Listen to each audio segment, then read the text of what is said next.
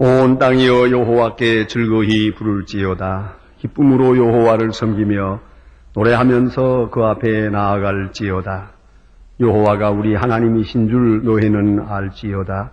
그는 우리를 지으신 자시요 우리는 그의 것이니 그의 백성이요 그의 기르시는 양이로다. 감사함으로 그 문에 들어가며 찬송함으로 그 궁정에 들어가서 그에게 감사하며 그 이름을 송축할지어다. 하나님은 영이시니 예배하는 자가 신령과 진리로 예배할지니라. 아멘.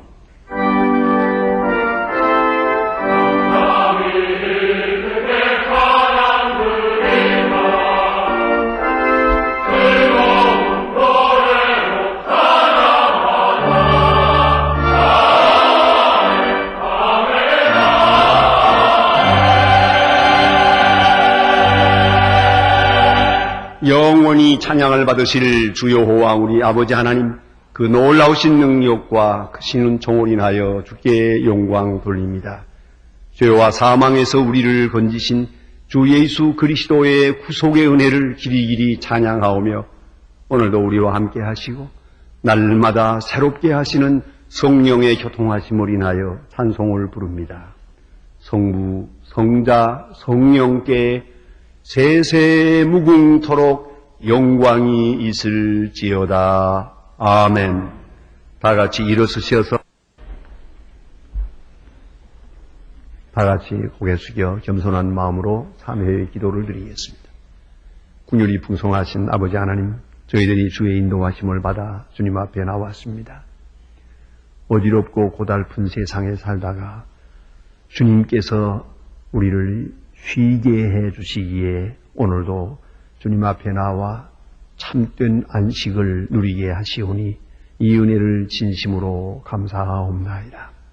하나님 아버지, 주는 항상 많은 것으로 채워주시고 보다 큰 것으로 보다 영원한 것으로 우리에게 주시건만 우리는 미련하고 어리석어서 주의 뜻을 깨닫지 못하고 하나님을 원망하며 사람들에게 불평하며 자기 자신 스스로 절망하며 사는 저희들을 불쌍히 여겨 주시옵소서. 하나님 아버지, 주께서 이렇게 아름다운 세상을 주셨건만 우리는 어느새 이 모든 것을 훼손하고 있으며 주께서 주신 이 아름다운 질서를 파괴하며 살아가고 있습니다. 그처럼 하나님의 영광으로 충만했던 이 세상을 어느 사이에 우리는 고달프고 살기 어렵고 괴로운 홍해로 찌든 세상을 만들어버렸습니다. 주여 불쌍히 여겨 주시옵소서.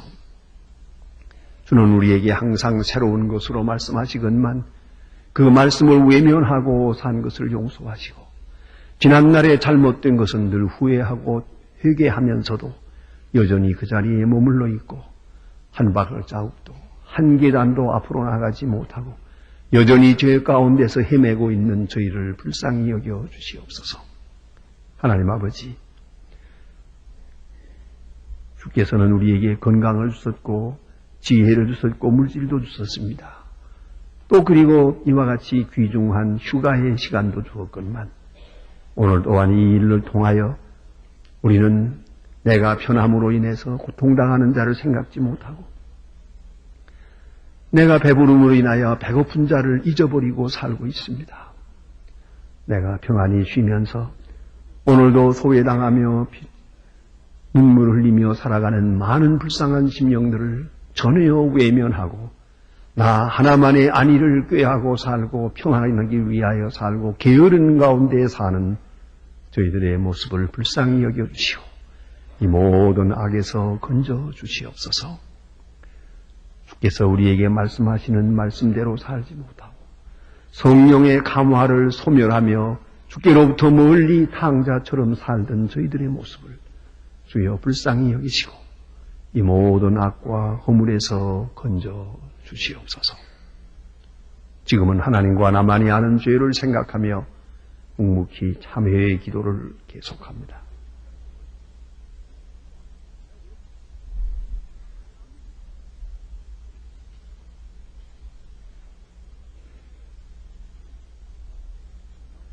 우리가 아직 죄인 되었을 때에 그리스도께서 우리를 위하여 죽으심으로 하나님께서 우리에게 대한 자기의 사랑을 확증하셨느니라.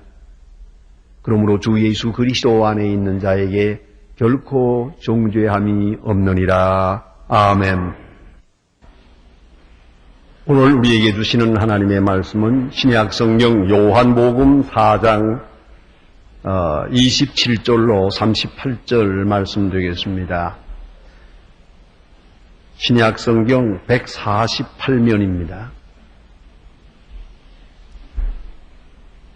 신약 성경 148면 요한복음 4장 27절로부터 봉독합니다. 이 계시의 말씀을 봉독할 때에 살아계신 하나님의 음성을 다 함께 들으실 수 있기를 바랍니다.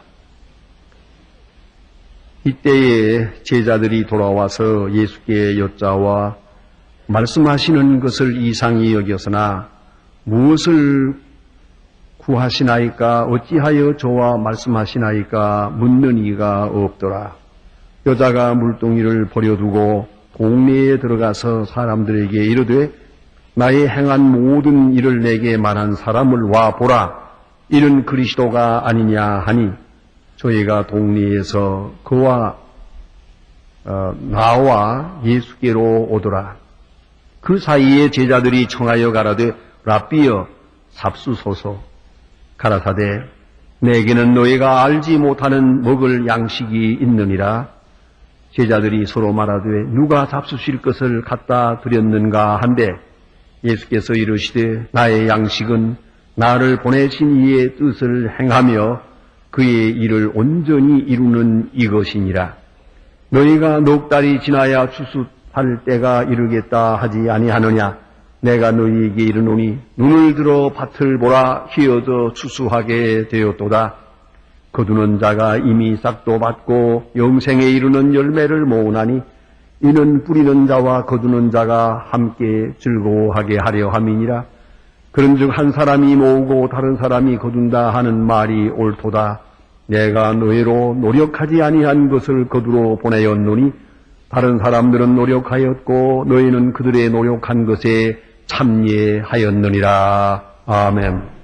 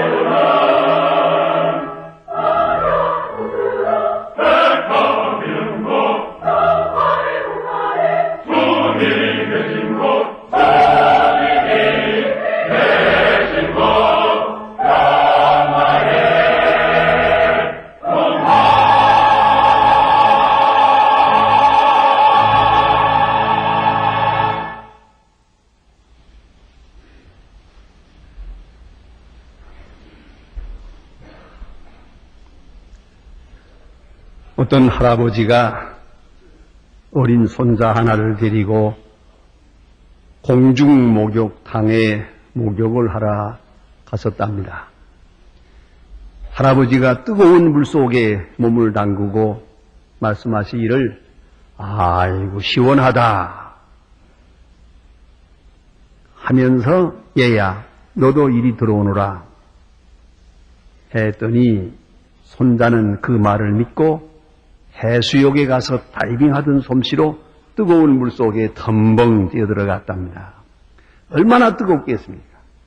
벌떡 뛰어나오면서 세상에 믿을 놈 어디 있나 그랬답니다. 우리 말에 참 운치가 있습니다.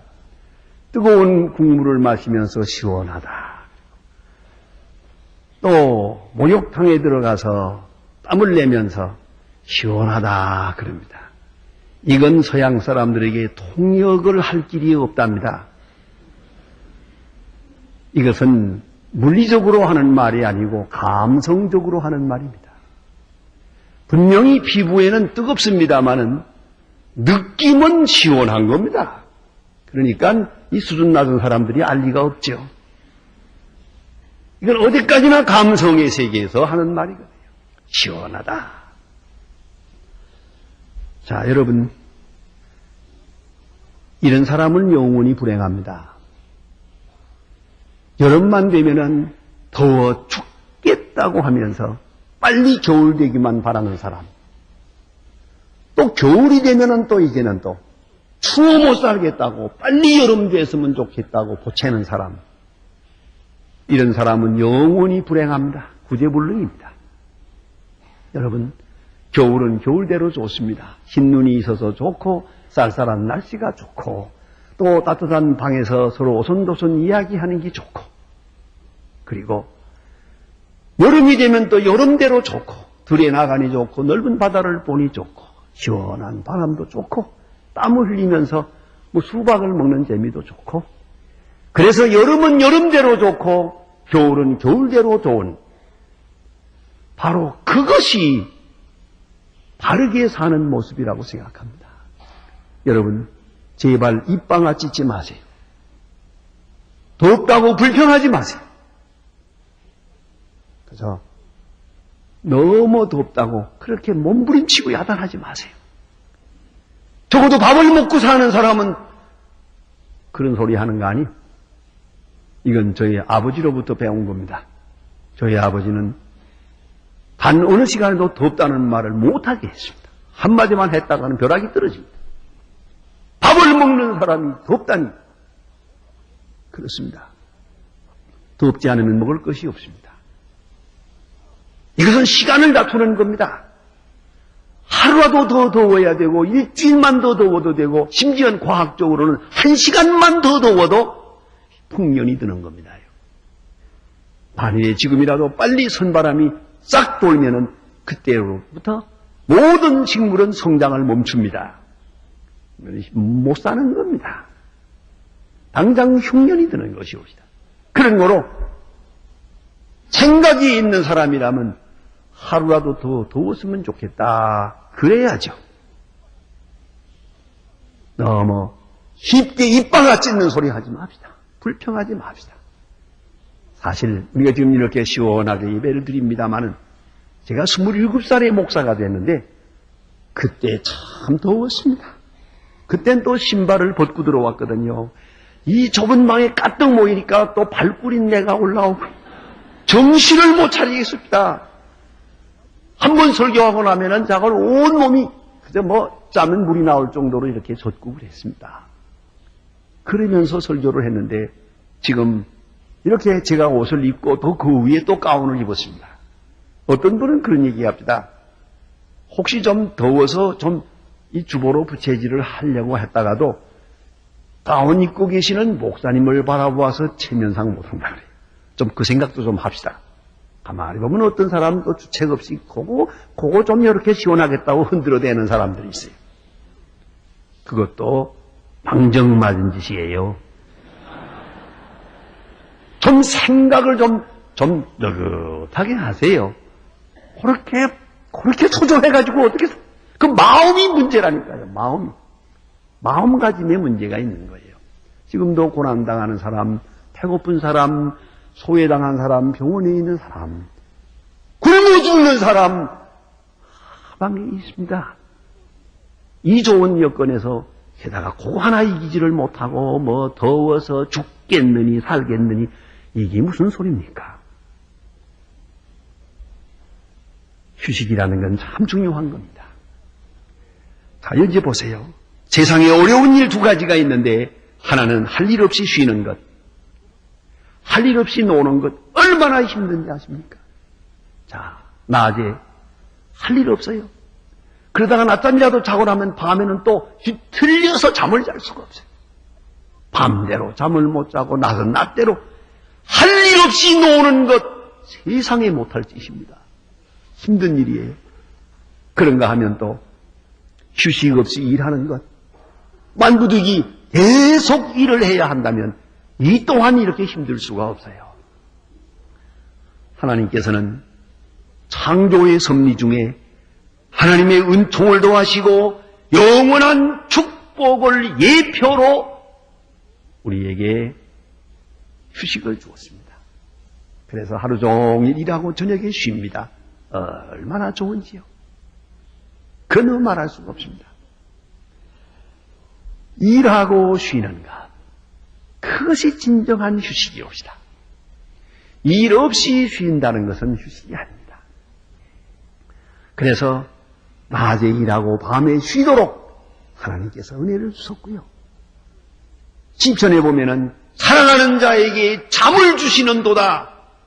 일하고 피곤한 가운데 자게 될 때 그 잠이 얼마나 참 귀한 겁니까? 휴식. 그리고 일주일을 일하고 하루를 쉽니다. 이 안식일이라는 거 또한 하나님이 주신 축복이요. 자연에게도 안식일이 있습니다. 그리고 안식년이 있습니다. 심지어는 운동공학을 보니까 운동도 매일 하면 나쁘대요. 하루는 쉬어야 된답니다. 이 쉰다고 하는 것이 하나님의 창조적 섭리요 은혜라는 것을 우리가 알아야 하겠습니다. 좀 더 나아가서 깊이 생각해 보면은 이것은 더 없는 큰 축복입니다. 일한 뒤에 쉬면서 우리는 조용히 생각합니다. 미래를 위해서 정비합니다. 재충전합니다. 그리고 다른 저 앞을 설계하게 됩니다. 휴식에 대한 신학적 의미는 더욱 깊은 것입니다. 우리가 일이 아무리 중요하지만 일은 중단이 있다는 것을 말해줍니다. 이것은 쉬어야 됩니다. 이것은 끝이 있습니다. 다시 말하면 일로부터 벗어나야 한다는 겁니다. 일과 나를 동일시할 수는 없습니다. 일을 위해서 내가 그대로 함께 죽어갈 수는 없는 것이에요. 그래서 휴식이라고 하는 것을 일단 손을 놓고 중단하고 쉬는 시간을 주어서요. 내가 쉬지 못할 때 때때로 우리는 병들게도 됩니다. 병원에서 입원해가지고 고생하는 분들을 찾아 만나보면 그동안 나는 내가 일하지 않으면 죽을 줄 알고 내가 안 하면 사업 망할 줄 알고 다 잘못될 줄 알고 밤낮 없이 뛰었는데 병들고 보니까 아무 소용없다고. 하나님께서 나를 쉬게 하신다. 그렇게 말씀하십니다. 사실입니다. 그 고백이 옳습니다. 쉬게 하시는 주의 축복을 그는 깨닫지 못했기 때문에 문제예요. 일하는 것만 복이 아니에요. 일로부터 get out, 출애굽할 줄 아는 그 훈련이 필요한 겁니다. 그래서 일을 객관시할 수 있는 지혜가 필요합니다. 언젠가는 쉬어야 돼요. 언젠가는 떠나야 돼요. 언젠가는 이 일과 나와 상관이 없어요. 그걸 지금부터 훈련을 해야 돼요. 일에 몰두하고 일에 함몰되고 일과 자기 생명을 동시하는 이 어리석음으로부터 우리는 벗어나야 합니다. 습관화라고 하는 그것으로부터 벗어나야 되고 때로는 일의 노예가 되어버려요. 그것도 잘못이에요. 이로부터 벗어나야 돼요. 파성화로부터 벗어나야 됩니다. 이로부터 온전히 자유하게 하기 위하여 특별히 비인간화되는 것으로부터 우리를 자유하게 하기 위해서 휴식을 주신 것이옵시다. 사회심리학자인 유명한 에릭 프롬의 말이 있습니다. 삶에는 두 가지 양식이 있다. 하나는 소유의 양식이요, 또 하나는 존재의 양식이라고. 소유의 양식이라는 것은 모든 것은, 자, 보세요. 물질도 얻고, 돈도 벌고, 명예도 얻고, 지식도 얻고, 전부 얻는 거예요. 그래서 얻자는 거예요. 그리고 얻었을 때 성취감을 즐기고 있는 거예요. 그래서 그것 하나 위에 살다가 그것을 죽는 거예요. 이러한 유형의 인간이 있고, 또 하나는 존재의 양식이 있습니다. 무엇이 되느냐 하는 것이 중요해요. 얼마를 벌었느냐 하는 게 아니에요. 그로 인해서 내가 어떤 사람이 됐느냐, 얼마를 잃어버리냐가 중요한 게 아니에요. 내가 무엇을 깨달았느냐, 내가 건강하냐 병드냐가 아니에요. 이제 내가 어떤 존재가 됐느냐는 거죠. 계속해서 어떤 존재가 되어가야 한다는 것이죠. 존재의 양상, 바로 그것에 의미를 두고 사는 그런 유형의 사람이 있다 하는 말입니다. 여러분은 어느 쪽입니까? 우리가 일하는 것도 되기 위한 것이요, 휴식하는 것도 되게 하기 위한 것이옵시다. 그래서 우리는 생각합니다. 모든 것이 하나님께로 말미암았고 하나님께로 돌아간다는 것을 우리는 안식을 통해서 확증하게 됩니다. 그만두라 하면 그만두는 거예요. 언제든지 끝내야 되는 거예요. 이 끝내는 훈련이 필요해요. 가끔 보면은 누구 없으면 못 산다 그러고, 왜 못 살아요? 2달 살던데 보니까. 다 쓸데없는 소리요. 무엇에 이렇게 종속되고 무엇에 끌려가는 것처럼 그거 아니란 말이에요. 그래서 끊는 훈련이 필요합니다요. 또한 일 자체가 목적은 아닙니다. 목적은 별도로 있습니다. 보다 더 신령한 목적이 있어야 하고 보다 더 확실한 목적이 있어야 됩니다.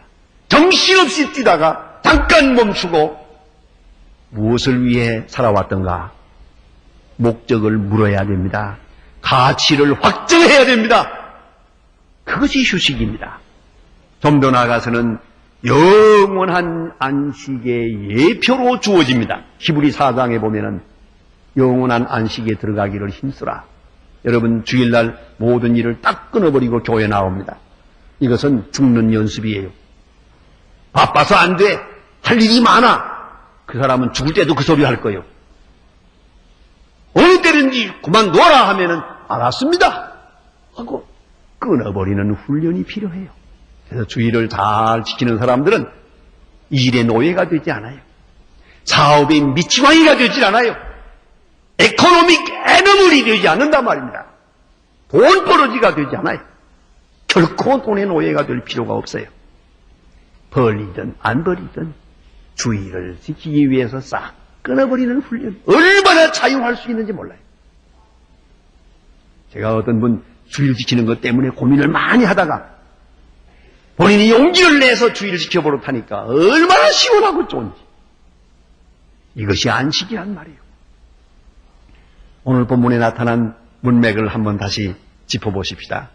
예수님께서 어떤 날 제자들과 같이 사마리아를 지나가다가 수가성 가까이 왔는데 몹시 피곤하고 배도 고프고 목도 말랐습니다. 그런 때에 예수님을 우물가에다 모셔두고 수고하시지 말고 여기 계세요. 우리가 동리에 들어가서 좀 먹을 것을 사가지고 오겠습니다. 이렇게 된 거예요. 예수님 혼자 계시는 동안에 사마리아 여인을 만나게 됩니다. 이 여인은 고민이 많은 사람이에요. 요새 말로 말하면 우울증 환자예요. 또 그리고 컴플렉스가 있는 사람이에요. 어쨌든 예수님이 딱 둘이 만났을 시간에 우물가에 물 길러 온 여인에게 물 좀 달라고 했으면 그러시지요 하고 한 그릇 드리면 됐지. 이걸 그래. 유대 사람이 돼서 왜 사마리아 여자에게 물 달라고 하느냐고. 이렇게 대꾸하잖아요. 아주 못된 여자더라고요. 이렇게 인심이 박해요. 왜요? 속에 갈등이 있으니까. 속이 자유하지 못하고 있으니까 물 한 그릇 선뜻 내줄 만큼의 마음의 여유도 없었어요. 이런 사람을 앞에 놓고 예수님께서는 대화를 하십니다. 이게 좀 중요한 시간이에요. 자, 보세요. 물을 마셔야 휴식이 되죠. 먹을 것을 먹어야 휴식이 되죠. 그 두 가지 전제 조건을 두고도 또다시 있어요. 사람을 만나야 휴식이 되죠. 세상의 휴식 중에 좋은 것은 대화이죠. 좋은 이야기를 주고받는 거예요. 근데 대화하기 위해서는 또 마음이 열려야죠. 이런 여자하고 얘기하려면 힘들어요. 자꾸 튕기니까, 자꾸 빗나가니까 말이에요. 그러나 예수님께서 이 여자에게 말씀하시기를 내가 주는 물은 영원히 목마르지 않는다 그럽니다. 이 여자 말귀 알아들을 리가 없죠. 그런 물을 나 좀 주어서 물길로 오지 않게 해주세요. 이렇게 나옵니다. 이런 답답한 여자하고 앉아서 여기에 성경에는 간단하게 기록되어 있습니다만은 상당한 시간 이 얘기했을 것 같습니다. 주고받으면서 얘기하는 중에 점점 마음이 열립니다. 생각이 통합니다. 이 여자 하는 말입니다. 자, 예배할 곳이 어디입니까? 예수님 말씀하십니다. 신령과 신종으로 예배할지니라. 네 남편 5이 있었느니라. 지금 있는 남편은 네 남편이 아니니라. 지금 팔자가 기구한 여자예요. 그런데 지금 남의 집 소실로 있는 여자입니다. 그래서 갈등이 있고 남들과 같이 아침 저녁으로 물길로 오질 못하고 뜨거운 햇빛에 혼자서 물길로 온 겁니다. 이렇게 마음이 닫혀있고 괴로워하던 여자가 예수님 앞에 마음을 엽니다. 닫혔던 문이, 마음의 문이 자자자자 열리면서 생각이 점점 달라지면서 마음을 열게 돼요. 이래서 대화가 되고, 또 하나는 속된 것으로 시작해서 거룩한 것으로 생각이 바뀝니다. 물 좀 주세요. 물 안 주겠다고 이러던 사람이 이제 영원한 물을 생각하게 되고 예배를 생각하게 되고 내가 곧 메시아라는 그 말씀에까지 도달하게 됩니다. 이야기의 화제가 아주 수준이 높아졌어요. 그걸 생각해야 됩니다. 여러분, 같이 산다고 부부가 아닙니다. 대화가 돼야죠. 마음이 열려야죠. 그래서 서로가 대화가 안 되다가 마음이 열리면서 점점 대화가 되면 이 휴식이 되고요. 또 하나는 속된 것, 물질적인 것, 세상적인 것으로 시작했다가 점점 거룩한 이야기로 영원한 가치의 것으로 화제가 그렇게 높은 가치로 올라가야 됩니다. 다시 말해서, 자, 여러분, 교회 얘기하다가 마지막에는, 그저 노래방 얘기로 끝나면 되겠어요?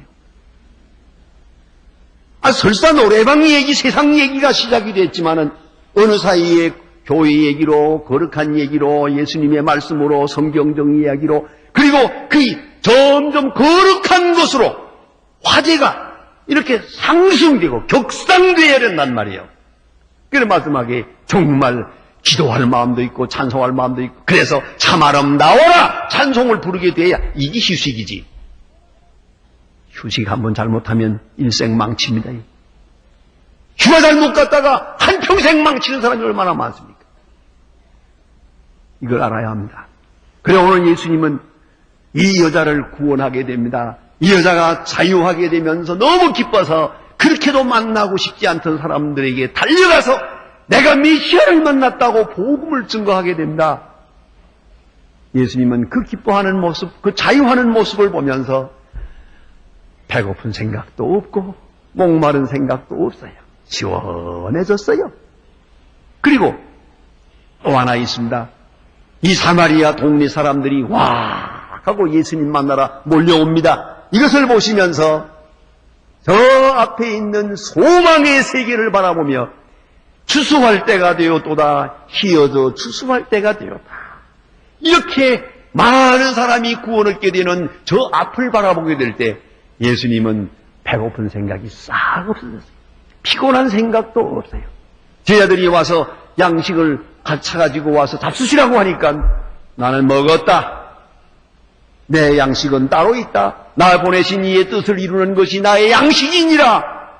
제자들 무슨 말인지 못 알아듣고 누가 먹을 것을 주었나 했다면서요. 예수님의 마음속에는 충분한 휴식이 이루어졌습니다. 저 완전한 휴식이 이루어졌습니다. 이것을 깊이 생각해야 됩니다. 그런 거로 여러분 참 휴가란 어디에 있습니까? 먼저는 건강한 자의 것이요. 병든 자에게는 휴가가 없어요. 어디에 있든지 그는 휴식이 아닙니다. 또한 죄인에게는 휴가가 없어요. 어디 가서 지내도 그 마음은 편안하지, 자유하지 못하니까요. 그리고 일거리가 있어야 됩니다. 여러분, 일하고 나서 먹는 음식이 얼마나 맛이 있습니까? 저는 아무리 지금 좋은 음식을 먹어봐도 옛날 어렸을 때 모내기 할 때 먹었던 음식처럼 맛있는 음식은 먹어본 일이 없습니다. 하루에 5끼를 먹어도 그냥 배가 고픕니다. 얼마나 맛이 있는지. 그 꿀맛입니다. 그러니까 일하는 자에게는 모든 것이 맛이 있어요. 그러나 일하지 않는 자는 그저 아무리 먹어도 이것도 맛이 없고 저것도 맛이 없는 거예요. 사는 재미가 없는 거예요. 휴식이 없어요. 이걸 잊지 말아야 합니다. 열심히 일해야 합니다. 일하는 자에게 하나님은 좋은 입맛도 주시고 휴식의 즐거움도 주시는 것이요. 또한 프로액티비티가 중요한 주도권을 가져야 해요. 남의 일하는 사람은 휴식이 없어요. 내 일을 해야 휴식입니다. 언제나 내 마음으로 내 주인의식을 가지고 일할 때만 휴식이 있어요. 그에게만 진정한 기쁨이 있는 거예요. 가끔 보면 사장님이 어디 공휴일날 놀러가면서 운전기사 보고 일 좀 데리고 가자 그러면 가지요. 좋은 차를 몰고 갔지요. 좋은 음식 대접받았지요. 그러나 저녁에 돌아와서 뭐라는지 아십니까? 피곤하다 그래요. 그 다음날 사장님께서 오늘 하루 쉬게 그날 김밥 좀 싸가지고 애들 데리고 털렁거리는 시내 버스를 타고 어제 갔던 그 자리에 갑니다. 그리고 먼지 나는 데서 실컷 놀고 돌아와서 이 얘기가 잘 놀았다 그런다고요. 가끔 여러분이 휴가 간다고 그러면서 혹 가정부를 모시고 갑니까? 그에게는 휴식이 없어요. 음식이 좋다고 휴식이 아니에요. 내 가정, 내 사랑하는 사람과 함께 할 때만이 또 자유할 때, 주인의식을 가질 때 그때 진정한 휴식이 있는 거죠. 또한 겸손한 자에게 휴식이 있습니다. 만족을 모르는 자에게는 휴식이 없습니다. 또 한 가지는 내일 염려에 시달리는 사람에게 휴식이 없어요. 하지만 제가 미국에서 공부할 때 바로 가까운 데 라스베가스도 있고 놀러갈 때도 많지만 제가 스스로 맹세하고 내 논문 끝날 때까지는 아무 데도 안 갈 것이다. 그리고 아무 데도 안 가봤어. 아무리 놀러가자고 해도 안 가죠. 왜요? 휴식이 아니잖아요. 내가 할 일이 이렇게 많은데 이걸 놓고서 무슨 뭐 즐거움이 있겠어요? 여러분, 이걸 잊지 말아야 합니다. 모든 것을 하나님께 맡긴 사람, 깨끗하게 하나님께 미래를 위탁하고 미래에 대한 걱정으로부터 자유한 사람만이 휴식이 있는 거예요. 그리고 영원한 소망을 바라고 사는 사람에게 휴식이 있습니다. 유명한 요한 웨슬레이는 85세까지 건강한 몸으로 복음을 위해 일하신 분인데 85세 되는 생일날 제자들이 물었을 때 그는 건강 비법에 대해서 이렇게 말했다고 합니다. 나는 한평생 나는 날마다 운동을 했노라. 둘째는 60년 동안 나는 새벽 4시에 일어났고 밤마다 깊은 잠을 잤다. 셋째는 나는 여행 중에도 규칙적으로 살았다. 규칙적으로, 이 바이오 리즘이라는 것이 중요합니다. 규칙적으로 살아야 합니다. 또 하나는 나는 모든 근심 걱정을 빨리 잊어버렸다. 근심으로부터 자유할 수 있었다는 거예요. 그리고 미래에 대한 모든 일은 하나님께 단단히 의지했다. 하나님께 다 맡겨버리고 살았다. 그런 거로 건강할 수 있었다. 그걸 잊지 말아야 합니다. 요새도 보면은 휴가를 위해서 뭐 어디 간다고 하지만 그런 걸 사양하고 농촌 봉사 가는 사람, 의료 봉사 가는 사람, 그 기회를 이용해서 불쌍한 사람들을 위해서 땀을 흘립니다.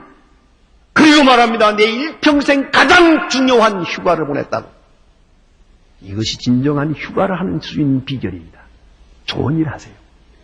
여러분 잘 아는 그 뇌내 혁명이라는 책에 보면 사람에게는 머리에서 뇌에서 좋은 엔돌핀이 나오고 또 아드레날린이라고 하는 호르몬이 나오는데 이 둘이 함께 나온답니다. 이렇게 좋은 것이 나올 때 나쁜 것이 나오고 나쁜 것이 나올 때 좋은 것이 나오고 서로 이렇게 나와서 어느 쪽이 더 많이 나오냐에 따라서 건강하게 되는데 이상한 것은 조건 없이 전적으로 남을 위해서 선한 마음으로 봉사할 때는 좋은 호르몬만 나오고 나쁜 호르몬이 안 나온답니다. 이게 휴식입니다. 진정한 휴가는 여기에 있습니다. 예수께서 한 심령을 구원하시면서 기뻐하고 만족했던 것처럼 오늘 여러분 진정 내 영혼이 자유할 뿐더러 시원한 내 한평생 가장 의미 있고 가장 기쁨에 넘친 그런 휴가를 보냈노라 할 수 있는 그런 휴가철이 그런 휴가를 맞게 되기를 바랍니다. 기도합시다.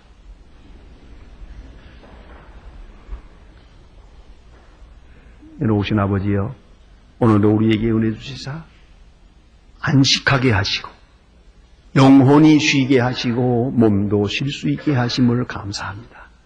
주께서 우리에게 보여주신 본대로 사람을 구원하면서 그 구원받은 자의 기쁨에 동참하면서 기뻐하시고 휴식하셨던 것과 같은 아름다운 휴식이 우리에게도 있게 하사 항상 더 자유하며 더 봉사하며 더 섬기면서 주의 주신 축복을 누릴 수 있게 하여 주시옵소서.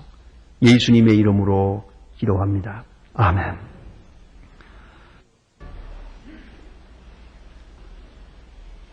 우리를 구원하신 주 예수 그리스도의 은혜와 역사의 주인이신 아버지 하나님의 사랑과 우리로 항상 주를 찬송케 하시는 성령의 교통하심이 모인 중에와 온 교회 위에 이제와 영원토록 함께 계실지어다. 아멘.